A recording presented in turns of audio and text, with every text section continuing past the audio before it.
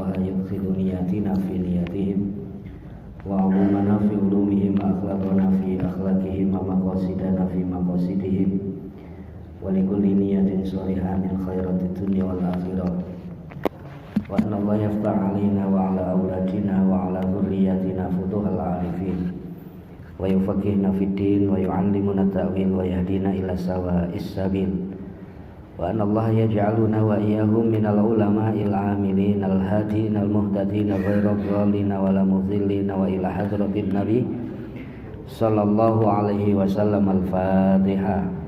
A'udzu billahi minasyaitonir rajim. Bismillahirrahmanirrahim. Alhamdulillahirabbil alamin.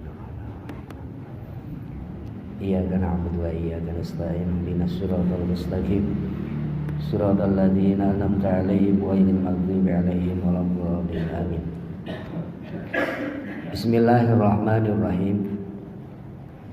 Alhamdulillahirabbil alamin. Assalatu wassalamu ala asyrafil anbiya'i wal mursalin sayyidina wa maulana Muhammadi wa ala alihi wa sahbihi ajma'in, amma ba'du. Faqala al-muallifu rahimahullahu ta'ala wa nafa'ana bihi wa amaddana bi asrarihi wa a'ada alaina bi barakatihi fid dharaini amin ya rabbal alamin. Bapak Ibu hadirin, alhamdulillah Allah masih memberikan kita kesempatan, nikmat, sehat dan sempat. Semoga yang kita lakukan malam ini sungguh akan menjadi bukti bahwa kita pernah belajar menjadi orang baik, nurut terhadap perintahnya Allah Subhanahu wa ta'ala, yang akhirnya akan memberi manfaat kehidupan kita dunia dan akhirat kita. Amin ya rabbal alamin.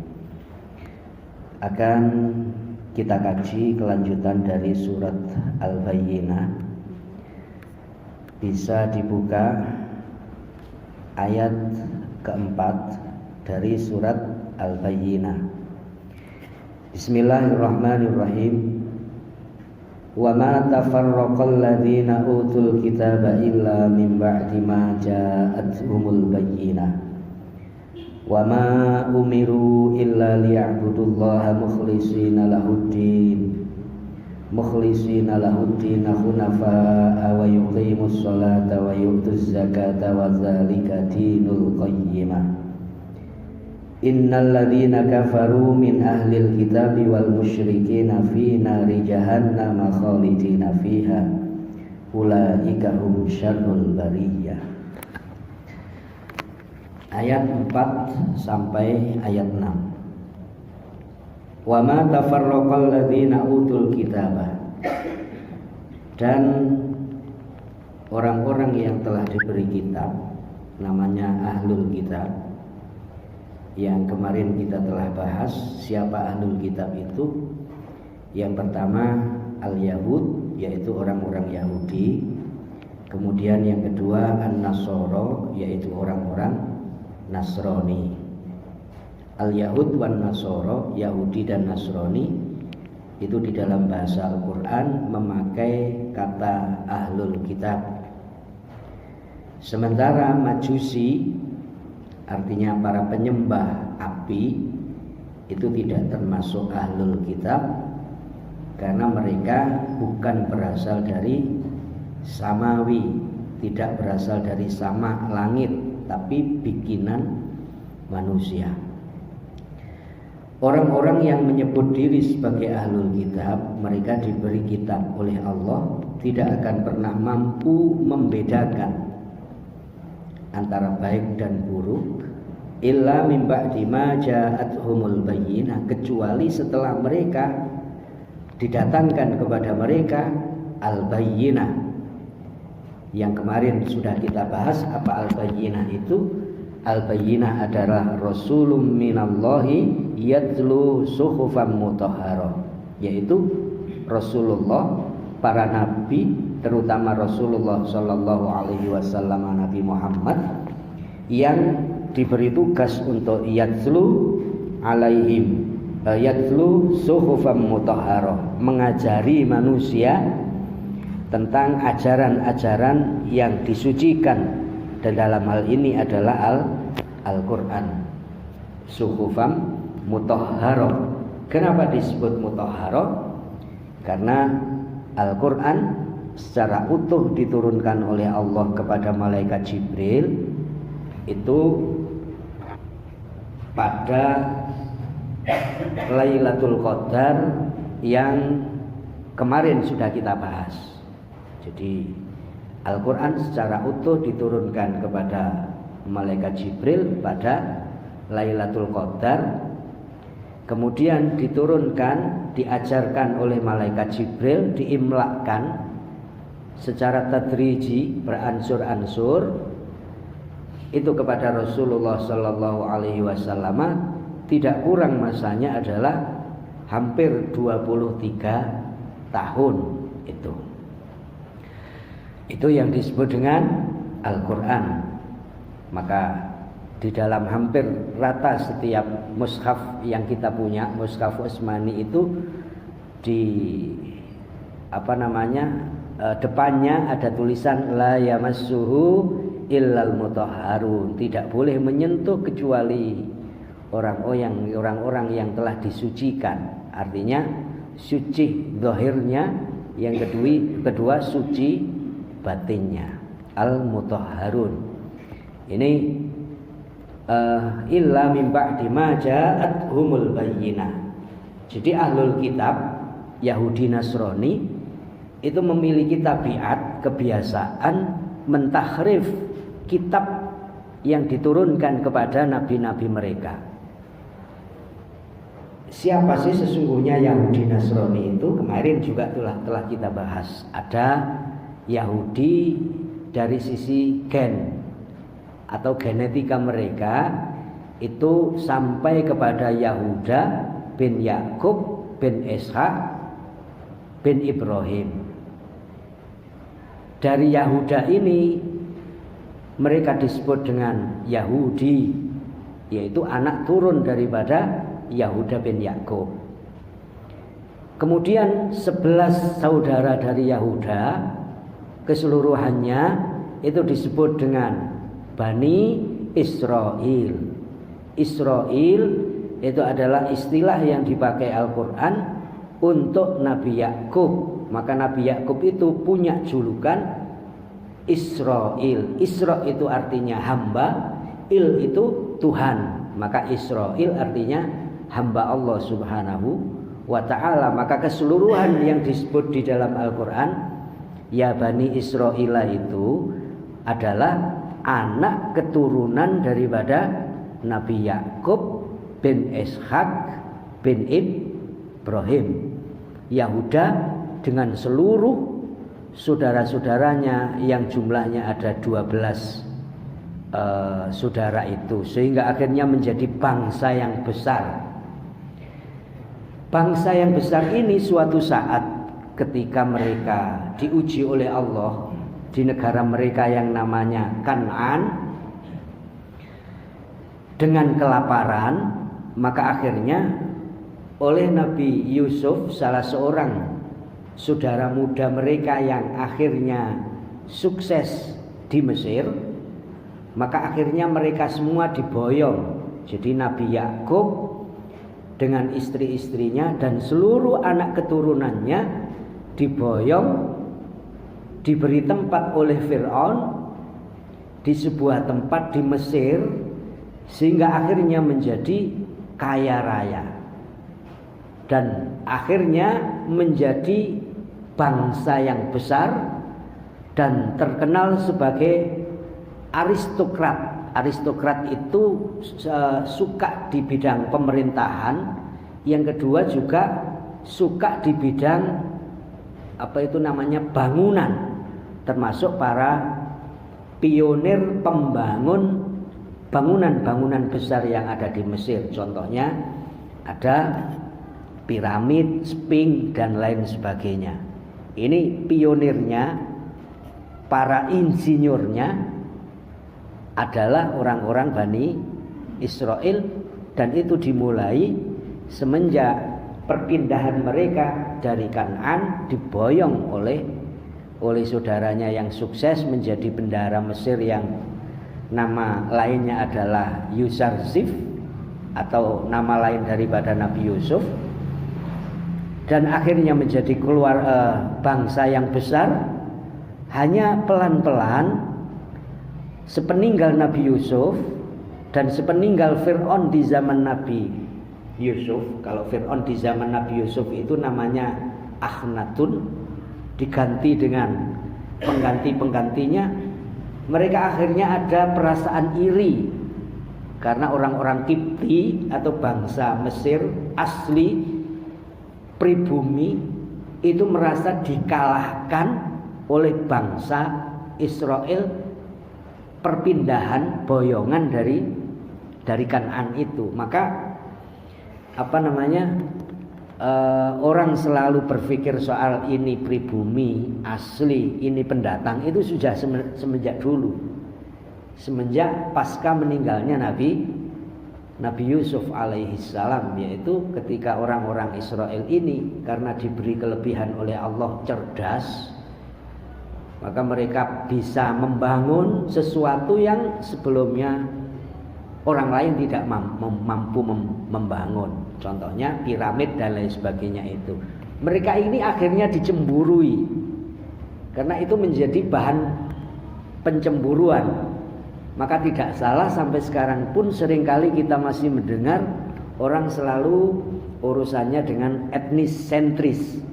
Bagaimana dia lebih mengagungkan etnisnya, merendahkan etnis lainnya, kaum lainnya dan lain sebagainya, dengan memakai bahasa ini pribumi, ini pendatang. Itu sudah ada di dalam Al-Quran, disebut di dalam ceritanya surat Yusuf itu, banyak diceritakan di sana. Ini kaitannya dengan urusan etnis. Kemudian semakin lama orang-orang Bani Israel ini akhirnya pelan-pelan mereka dari aristokrasi, kedudukannya tinggi, pelan-pelan maka akhirnya menjadi budak. Pelan-pelan akhirnya diperbudak oleh Fir'aun sepeninggal Akhnatun, sepeninggal Nabi Yusuf itu. Semakin lama akhirnya orang-orang Bani Israel itu jadi budak, budaknya orang Kipti atau kaum asli daripada Fir'aun atau asli bangsa Mesir itu, sampai berlanjut ratusan tahun, sampai berlanjut pada masa lahirnya Nabiullah Musa alaihi salam dari kalangan anak keturunan.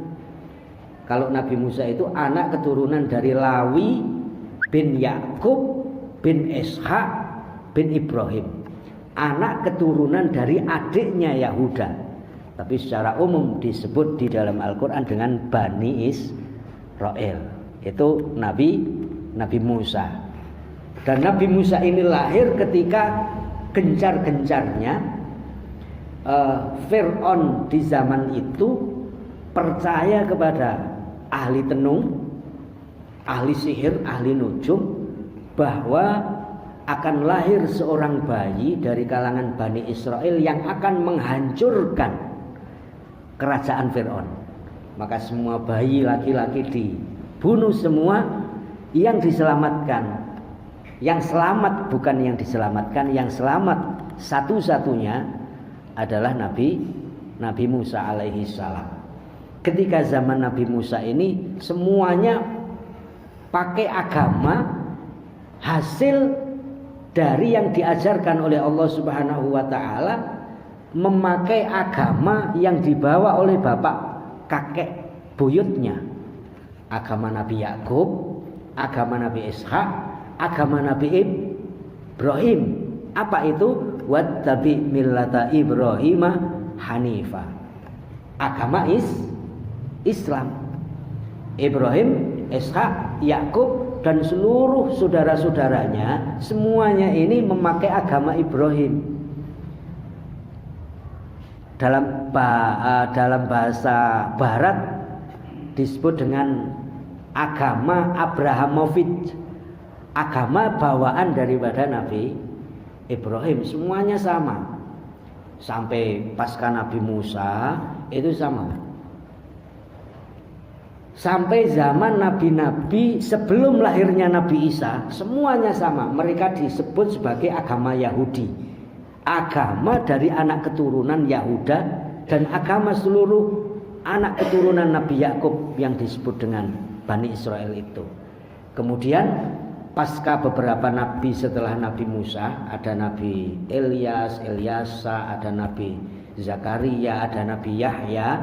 Ini pelan-pelan agama Yahudi itu tergeser oleh lahirnya nabi keturunan dari Bani Israel juga, namanya Isa. Dari ibu namanya Maryam, dari ibu lagi dari bapak namanya Imron, dan kakek buyutnya nyampe kepada Nabi Musa alaihi salam.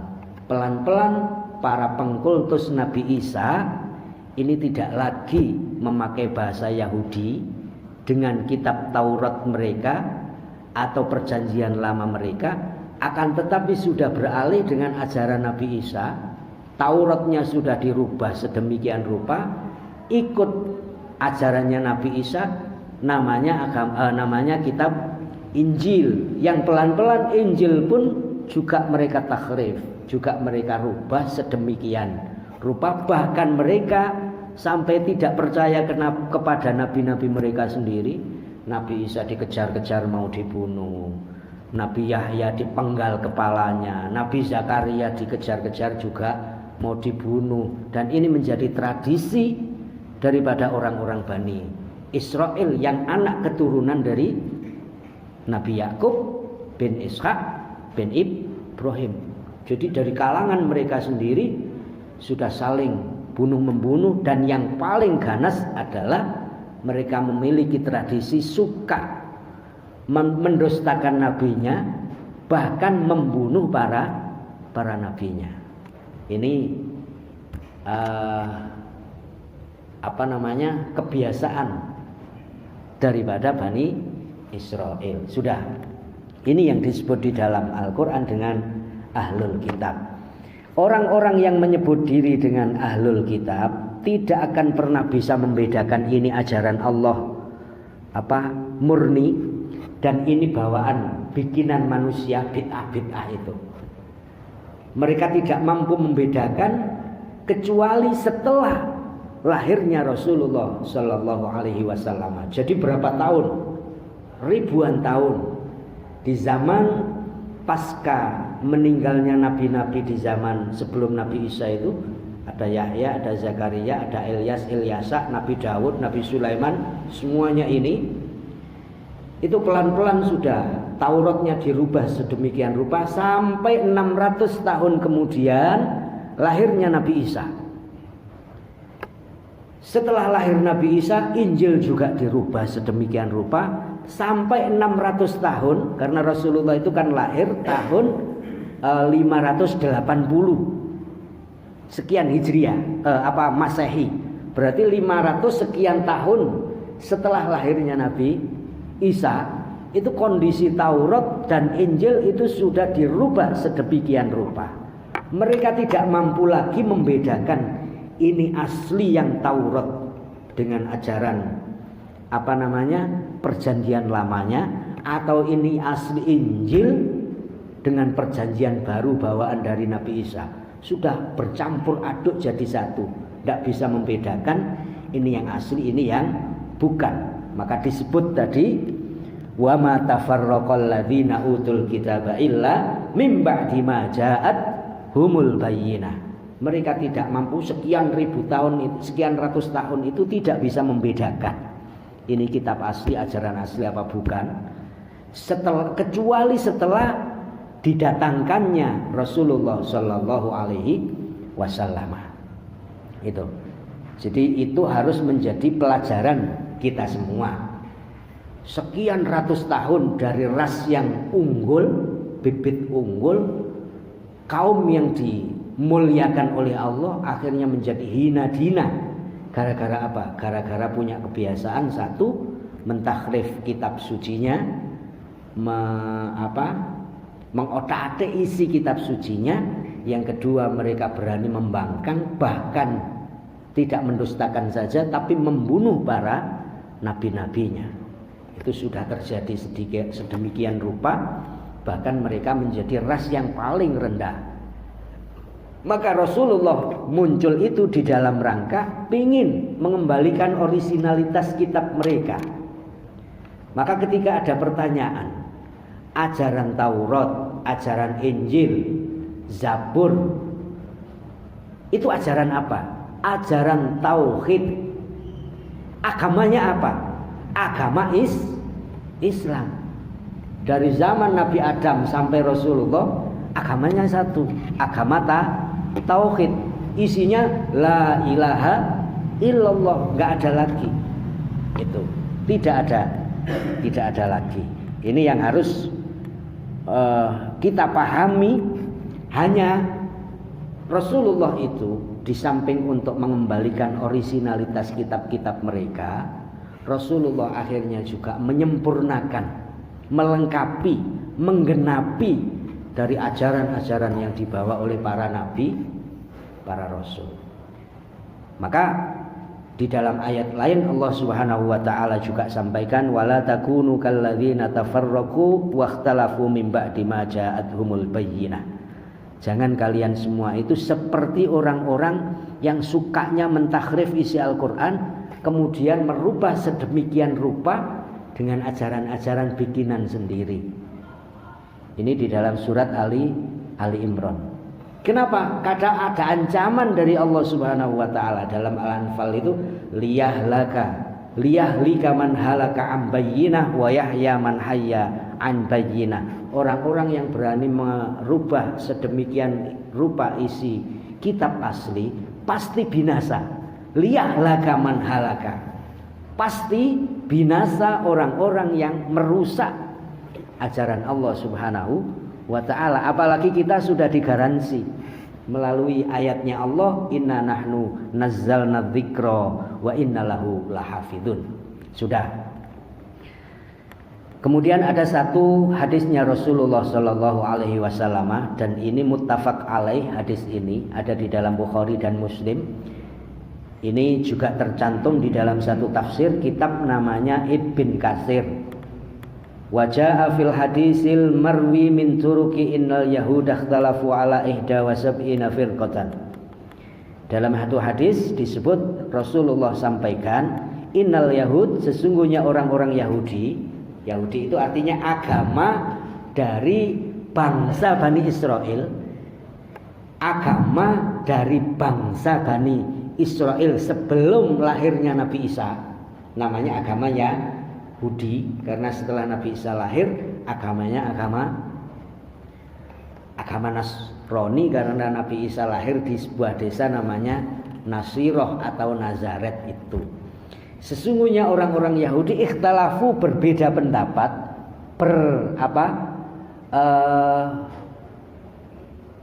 terpecah, ya, ala ihda wa sab'ina firqah, terpecah menjadi 71 golongan. Wa innan nasara ikhtalafu ala sintain wa sab'ina firqah. Dan sesungguhnya orang-orang Nasoro, pengikutnya namanya Kristen. Kristen itu artinya pemeluk agama Kristus, namanya Kristen. Semua orang ini ikhtalafu utawa tafarraqu ala sintain wa sab'ina firqah. Mereka terpecah menjadi 72 golongan. Kata Rasulullah, Yahudi terpecah menjadi 71. Kemudian Nasrani menjadi 72. Wa sataftariqu hadhil ummatu ala salas wa sab'ina firqah. Dan akan berpecah hadhil ummah, kata Rasulullah. Hadhil ummah itu artinya ya kita semua ini, ala salas wa sab'ina firqah, terpecah menjadi 73 golongan. Yahudi 71, Nasrani 72, umat Islam menjadi umatnya Rasulullah menjadi 73. Kulluha finnar illa wahidatan. Semuanya neraka kecuali satu. Nah, ini yang akhirnya menjadi polemik di antara kita, karena mereka merasa Yang satu itu mereka. Jadi Rasulullah sampaikan 73 itu semuanya neraka kecuali hanya satu.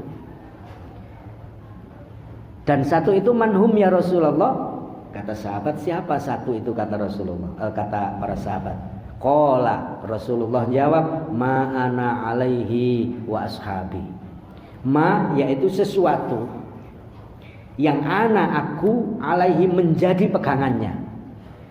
Pegangannya Rasulullah menjadi pegangan mereka semua, wa ashabi, dan pegangan para sahabatnya Rasulullah juga menjadi pegangan mereka. Apa pegangan Rasulullah? Kitabullah. Satu kitab, yaitu Al-Quran. Yang kedua, sunnatu rasulihi, yaitu sunnahnya Nabi. Batasan sunnah itu apa?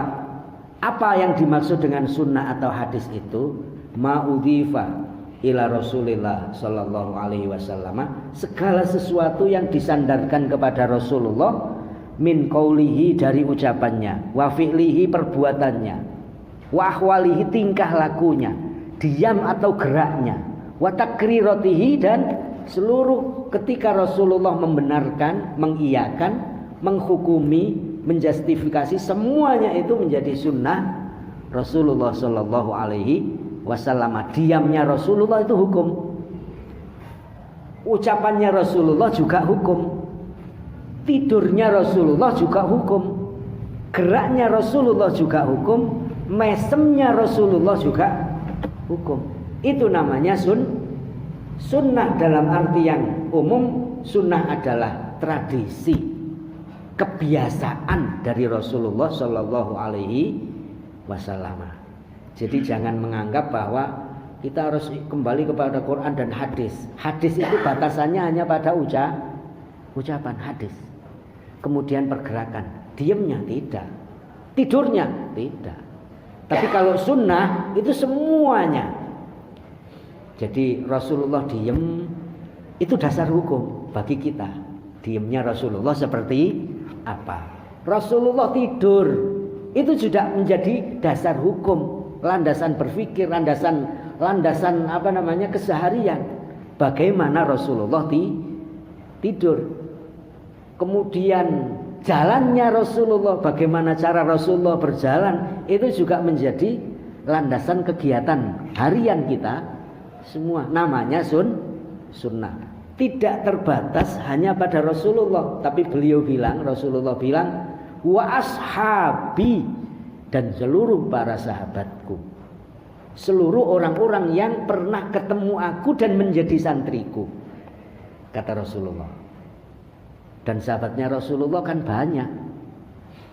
Bahkan di masa Haji Wada itu dalam satu riwayat yang bareng bersama Rasulullah Shallallahu Alaihi Wasallam ikut haji terakhir itu, haji perpisahan, tidak kurang para sahabat itu berkumpul ikut bareng ngumpul di Makkah itu 125.000. 125.000 manusia ikut bareng-bareng haji yang pernah dilakukan Rasulullah, dan hanya sekali itu, namanya Haji Wada. Namanya semuanya adalah sahabatnya Rasulullah. Dari yang nggak bisa ngaji, nggak bisa baca, orang pedesaan, orang perkotaan, sarjana atau lulusan SD atau nggak pernah sekolah, semuanya sahabatnya Nabi. Jangan menganggap sahabat itu hanya 4, Umar, Utsman, Abu Bakar, Umar, Utsman. Bukan, itu kan Khulafaur Rasyidin, pemimpin pengganti dari Rasulullah. Yang lain 125 Nabi, dan sepeninggal Nabi para sahabat ini dari Madinah ada yang berpencar kemanapun di seluruh penjuru benua di dunia ini. Ada yang ke Cina, ada yang daratan Eropa, ada yang Timur Tengah sendiri, ada yang Afrika, ada yang Asia. Bahkan informasi ada satu sahabat Nabi yang sampai ke Barus. Barus itu di Sumatera Utara. Barus, Kapur Barus nih loh, di Barus itu, dan ada makamnya. Ini yang harus kita pahami. Maka ketika ada bahasa Rasulullah ma'ana alaihi wa ashabi, siapa satu yang jaminannya adalah surga Rasulullah, yaitu siapapun yang selalu berpegangan kepada Al-Quran, kepada sunnahku dan sunnah para sahabatku. Ini harus kita pahami. Tapi seringkali orang akan berpikir, siapa yang satu itu? Adalah diriku, golonganku, kaumku, kumpulanku. Sementara yang lain neraka. Itu. Maka selalu merasa dirinya yang paling benar dan yang lain salah. Merasa dirinya yang selamat, yang lain tidak selamat. Merasa dirinya yang paling berhak masuk surga, sementara yang lain tidak berhak, tidak pantas masuk. Ini dari hadis ini. Karena Rasulullah sampaikan 73 golongan. Dan yang selamat, yang surga hanya satu. Kan akhirnya menjadi masalah. Itu.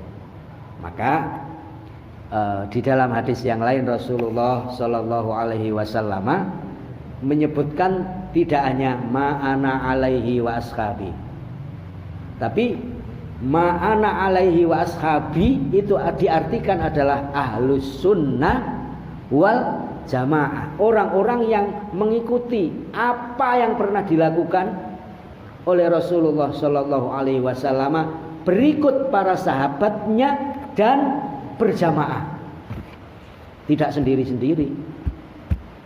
Maka di hadis lain disebut oleh Rasulullah juga, alaikum bisyawatil a'zam, berpeganglah kalian semua kepada golongan terbesar di muka bumi ini.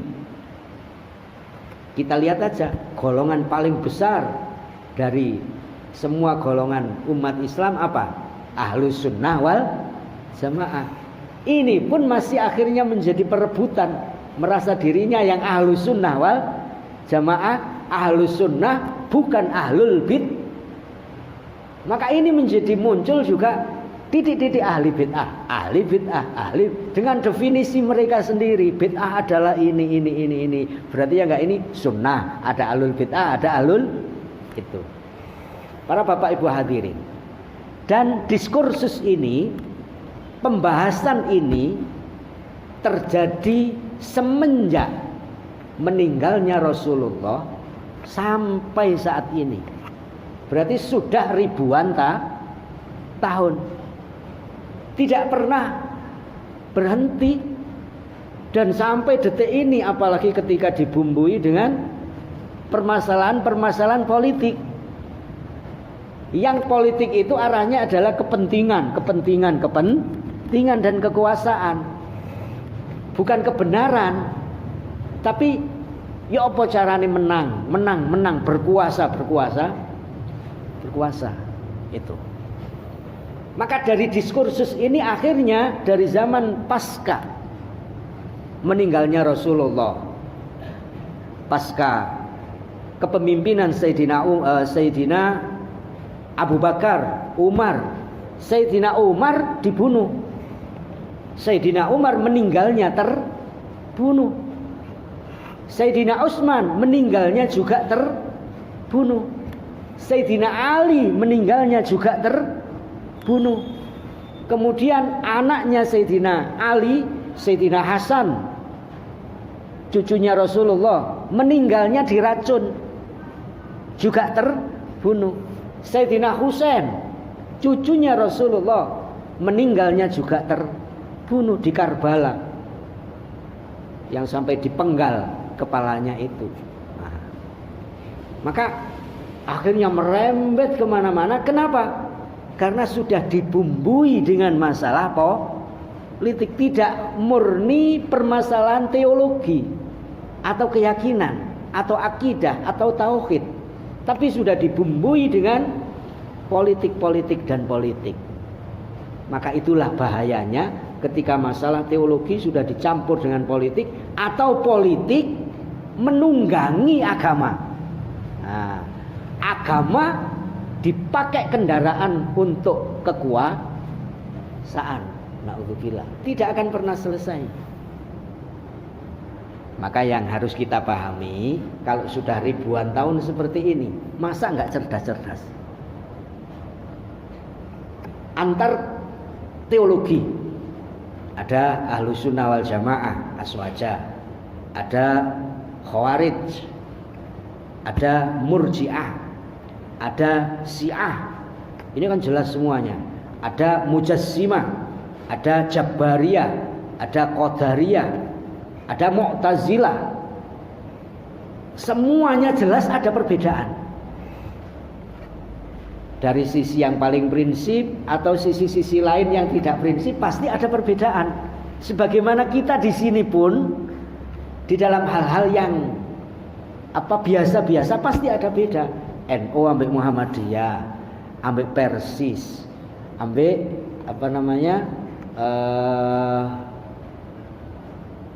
Muhammadiyah, NU, Persis, Al-Irsyad, apalagi Hidayatullah, banyak kan, pasti ada perbedaan. Pasti ada perbedaan. Tapi ketidakcerdasan kita ada pada apa?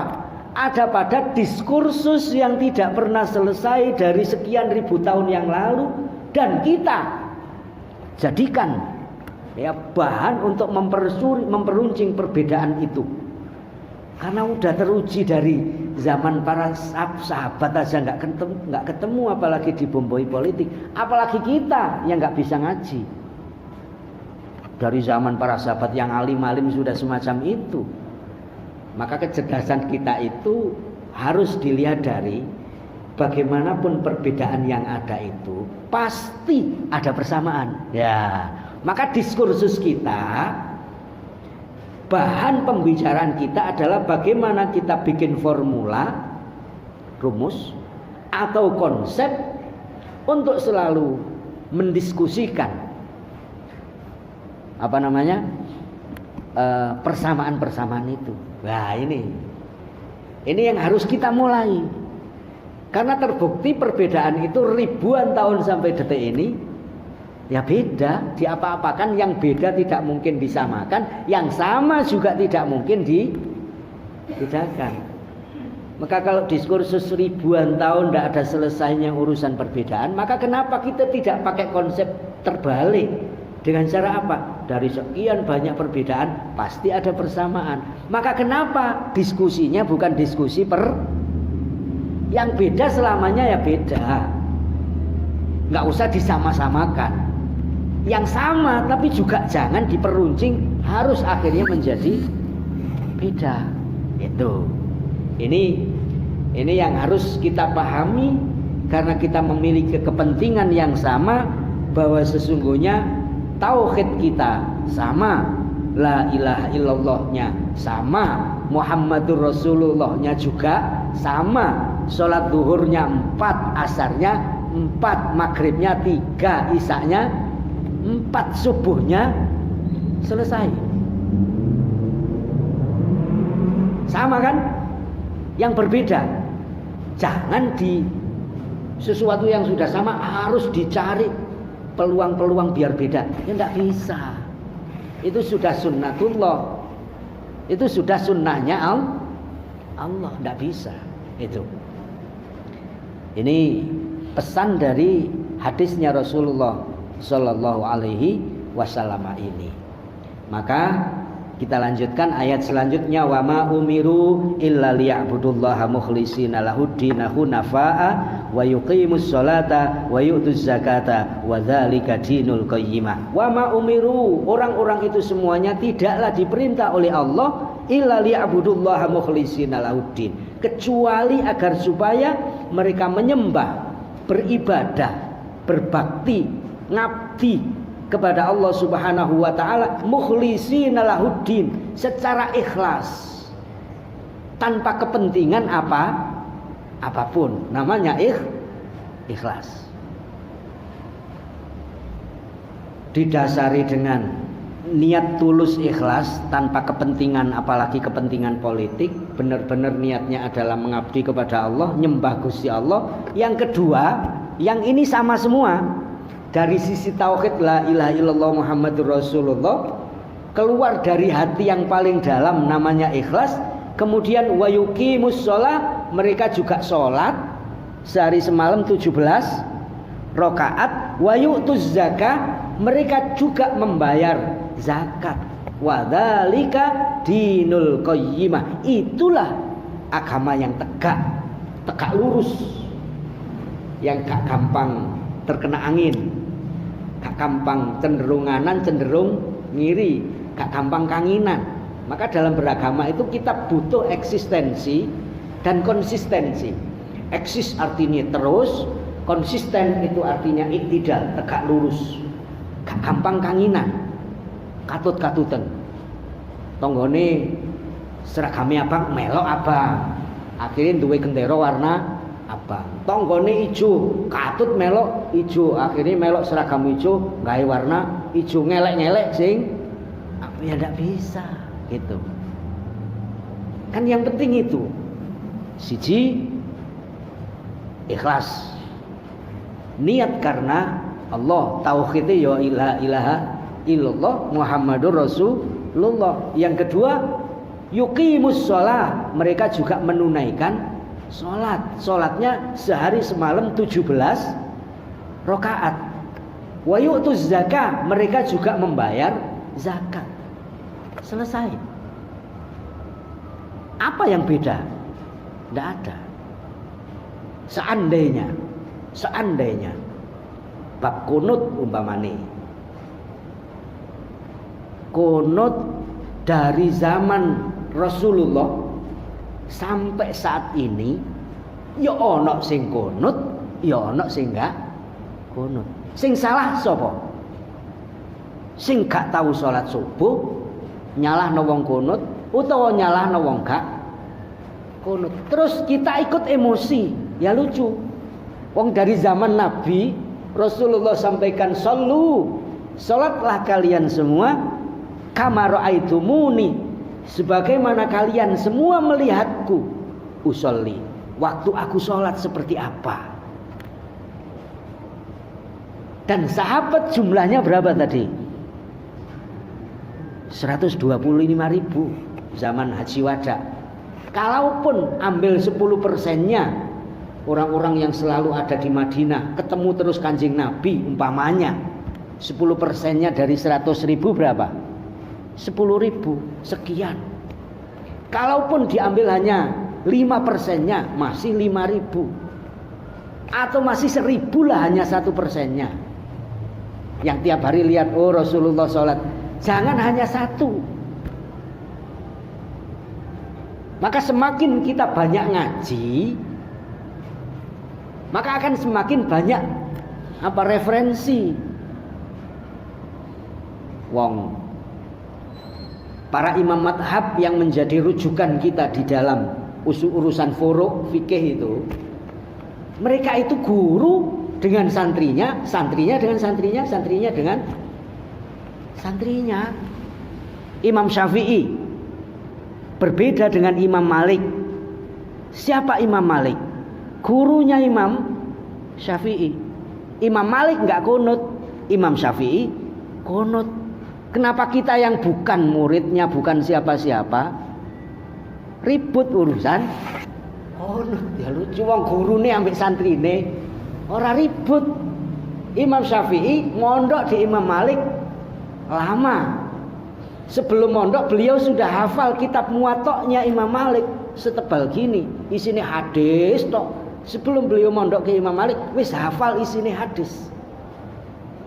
Terus jadi gurunya Imam Syafi'i. Apa gak alim? Yo alim, wong gurune Imam Syafi'i. Terus begitu Imam Syafi'i berkibar namanya mulai dari Irak kemudian sampai ke Mesir, namanya menjadi besar. Akhirnya ada beberapa hal yang berbeda dengan gurunya. Contohnya Imam Malik gak kunut, Imam Syafi'i kunut. Terus ya guru mbek murid pancet gak musuhan utawa perang, enggak ada. Kemudian Imam Ahmad bin Hambal. Siapa Imam Ahmad bin Hambal itu? Muridnya Imam Syafi'i. Mondok ngaji puluhan tahun. Imam Ahmad bin Hambal. Akhirnya juga bikin madhab sendiri. Namanya madhab Hambali. Tapi yo pancet. Imam Hanafi muridnya Imam Malik. Punya murid namanya Imam Malik. Imam Malik punya murid namanya Imam Syafi'i. Imam Syafi'i punya murid namanya Imam Hambali. Selesai. Sing salah iku lak gak gelem ngaji tapi ngilokno wong ngaji. Sing salah iku wong gak salat subuh tapi ngilokno wong apa subuhan kok kunut, apa subuhan kok ora kunut. Kita mikirnya bedanya bukan bersama. Apa persamaannya? Sak guru. Sanad keilmuannya nyambung. Imam Hambali sanad gurune Imam Syafi'i. Imam Syafi'i sanad ilmune ke Imam Malik. Imam Malik sanad ilmune ke sampai kepada Imam Nafi, sampai kepada Abdullah bin Umar, Abdullah bin Mas'ud, sampai kepada Rasulullah sallallahu alaihi. Lah kita kok ribut. Terus kok diributkan sampai saat ini, wong mulai ribuan tahun yang lalu. Maka konsepnya bagaimana kita bikin formula yang beda sudah selamanya tetap beda. Yang sama ya sudah selamanya juga akan sama. Jangan yang beda harus dicari sama persamaannya terus, atau yang sama dicari bedanya terus, jangan. Yang beda biar beda, yang sama biar sama. Apa contohnya? Beda hari raya Idul Fitri. Ribut kan? Sing ribut wong sing gak poso Ramadan. Sing poso ora ribut. Kita nggak lihat persamaannya. Apa persamaannya? Yakin Syawal itu sama. Apa? Tanggal 1 Syawal. Meskipun dinone beda tapi tetap pasti tanggal 1 Syawal. Gitu. Kan sama? Sama enggak? Sama. Karena tidak akan mungkin orang hari raya Idul Fitri tanggal 30 Ramadan. Mesti tanggal 1. Berarti itu kan sama. Kenapa dilihat dari bedanya? Soal hari berbeda silakan. Wong sholat di sini dengan sholat di Amerika beda. Jadi dengan sholat di sini Jumat, sholat Jumat di sini, begitu sampai ke Amerika belum sholat Jumat. Beda betul. Jadi dengan dari sini sudah sholat Jumat, sore-sore mari Jumatan, budal nang Amerika. Di Amerika di New York ternyata seisu durung Jumatan, ikut Jumat badan. Pulang dari Amerika dari New York, isu sebelum Jumat terbang ke timur ke Indonesia. Lak durung Jumatan jenengan. Begitu nyampe kene wis dina Minggu, lah Sabtune nanti. Itulah dunia itu. Jadi ojo mek siji sing diwaca. Ya kaya kodok dalam kurungan itu. Begitu dilepas, buengo ngobrak-abrik kancane. Kancane wis tenang-tenang diganggu ngalor ngidul ngulon. Itu, maka kita harus itu bikin sebuah formula. Sudah bukan lagi saatnya kita melihat perbedaan, tapi bagaimana persamaan itu harus dicari. Terus akhirnya yang muncul adalah ini pesan dari 2 ayat. Wa ma tafarraqal ladzina utul kitaba illa min ba'di ma ja'atumul bayyinah wa ma umiru illa liya'budullaha mukhlishina lahud-din hunafa'a wa yuqimus shalah wa yu'tuz zakah wa dzalika dinul qayyimah. Wallahu a'lam bishawab. Subhanakallahumma wa bihamdika asyhadu an la ilaha illa anta astaghfiruka wa atubu ilaik.